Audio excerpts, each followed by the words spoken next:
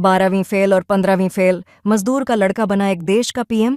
एक बच्चा एक ऐसे समय पर जन्म हुआ जब उसके माता पिता के लिए घर नहीं था।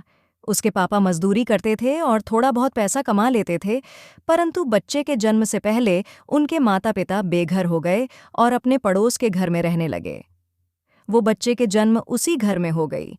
थोड़े दिन बाद बच्चे के माता पिता ने छोटी सी घर बना ली और वहां बच्चे के साथ रहने लगे। बच्चा देखने में बहुत सुंदर था और समय बीतता गया।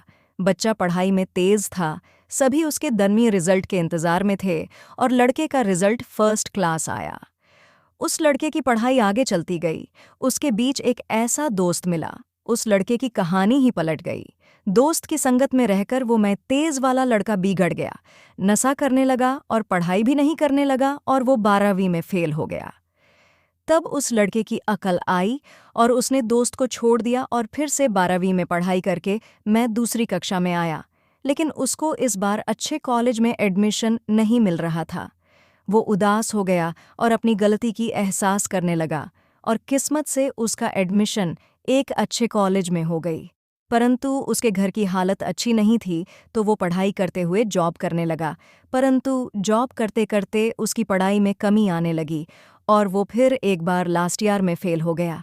परंतु उसने हार नहीं मानी और फिर से परीक्षा देकर इस बार भी द्वितीय श्रेणी में पास हो गया। परंतु उसे आगे बढ़ने की मौका नहीं मिला और वह काम करने लगा। कॉलेज पढ़ते हुए उसे एक लड़की से प्यार हो गया। वो उसे बहुत पसंद आया और उनका प्यार बहुत गहरा हो गया। लेकिन लड़के को पता चला कि उसकी मोहब्बत किसी और से हो गई है, जो कि उस लड़की का 5 साल का पहला प्यार है। जब लड़के को यह पता चला तो वह टूट गया। लड़की ने भी उसे छोड़ दिया।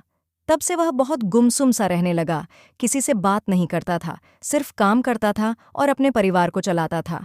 परंतु उसकी हालत ऐसी हो गई थी कि उसका भविष्य रुक गया था। काम में ज्यादा पैसा नहीं मिल रहा था, तो वह हर दिन रात को अकेले रोता था और सुबह होते ही काम पे चला जाता था।